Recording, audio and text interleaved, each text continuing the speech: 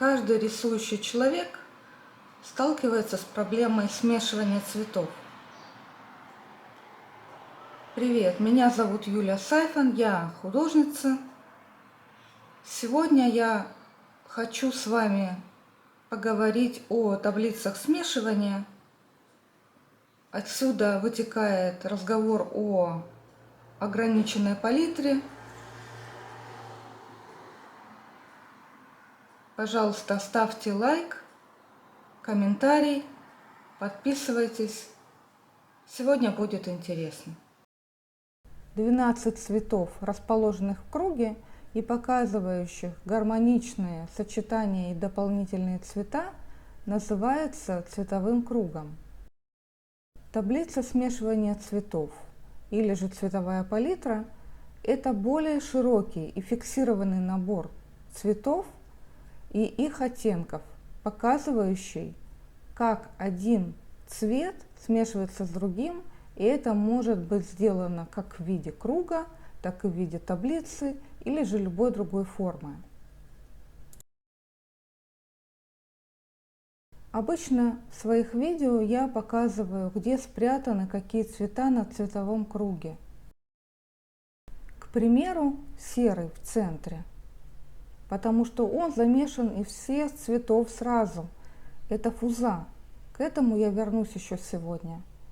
Для нашего удобства он из черного и белого. Охра, она сложнее желтого. При слове «сложный» о цвете имеется в виду, что его можно замешать несколькими цветами.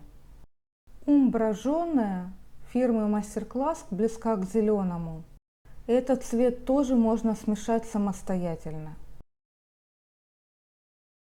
Таблица смешивания нужна для практического понимания вашего набора красок, потому что даже опытному художнику не очевидно, как работают те или иные краски. И выяснить это можно путем механического смешивания. Можно, конечно, в ходе работы разобраться с тем, как работают краски, но все равно полную информацию о своих красках можно понять, только сделав такую таблицу. Эту таблицу я делала для набора постерных красок Никер, 12 цветов. Для каждого своего набора я делаю выкраску, а вот таблицу смешивания делаю нечасто. У меня было затруднение, я не понимала, как писать этими цветами. Таблица устроена таким образом. Слева цвета, сверху вниз. Рядом пометила номера красок и их пигменты. Слева направо находятся те же цвета, и они смешиваются в точке пересечения двух красок.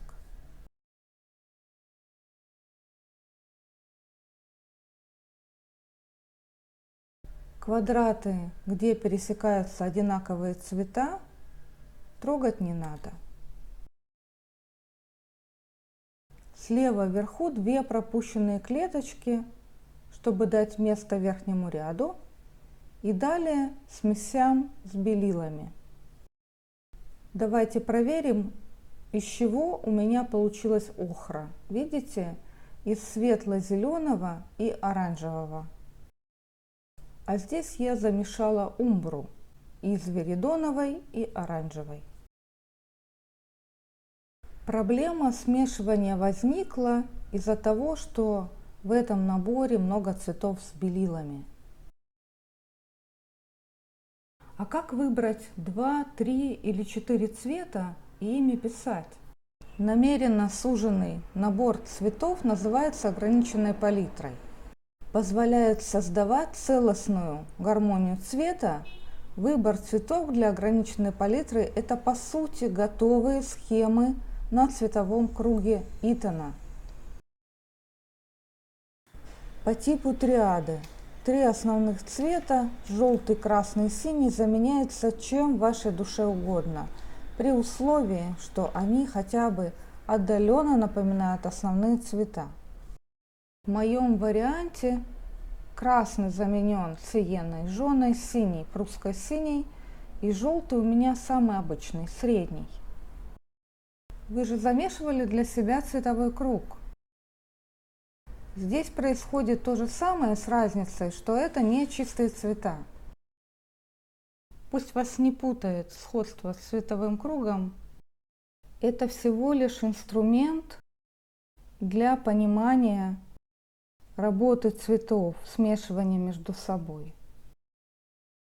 Все, что я замешала, разбавляю белилами, чтобы увидеть весь спектр нейтральных цветов из моей триады.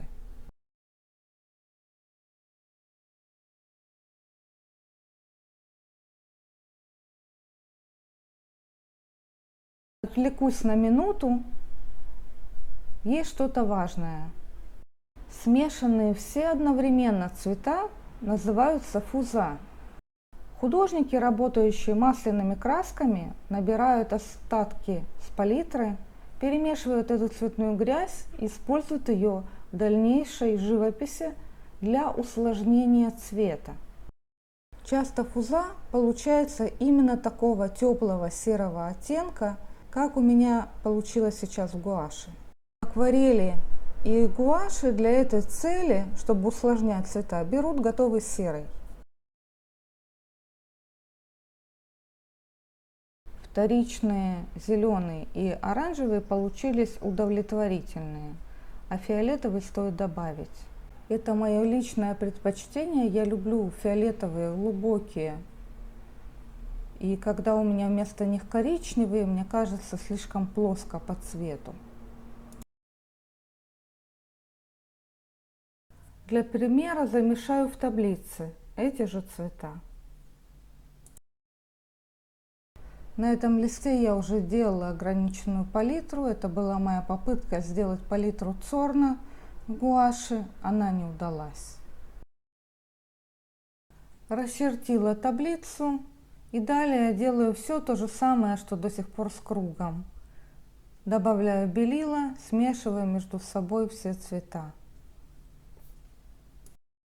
Единственное, что вот большой треугольник из этих кубиков будет у меня с левой стороны, а не с правой стороны, как было там. Не имеет значения, как вы располагаете квадратики, свою изначальную горизонталь и вертикаль в таблице.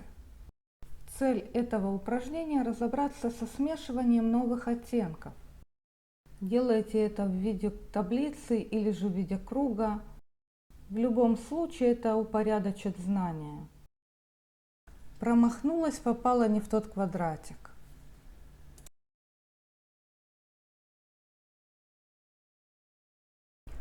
Джеймс Гарни предлагал проверить свои три цвета на примере такой конструкции в виде ромба.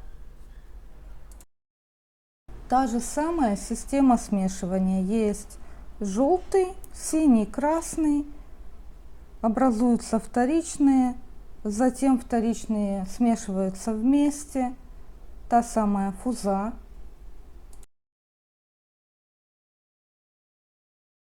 Ну и затем все полученное с добавлением белил.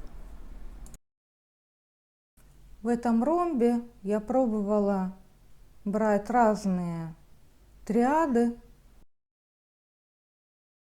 Красный, синий, желтый — это уже понятно. Но я пробовала еще вторичные цвета брать и только с ними работать. Зеленый, оранжевый, фиолетовый. В заключение хочу вам рассказать, что сподвигло меня на то, чтобы снять этот материал. Я занималась живописью неразрывно с 9 до 19 лет. Я имею в виду годы обучения, ежедневное занятие живописью.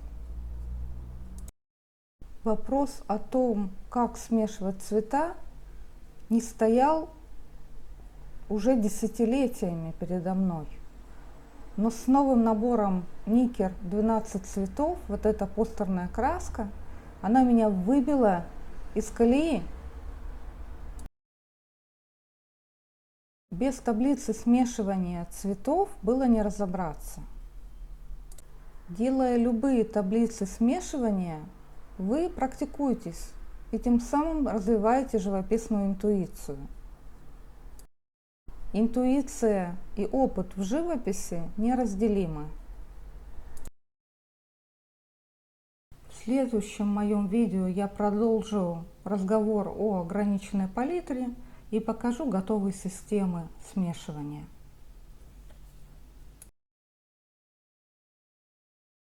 Спасибо за просмотр сегодняшнего видео. Оставляйте комментарии, ставьте лайки, подписывайтесь. До встречи на моем канале.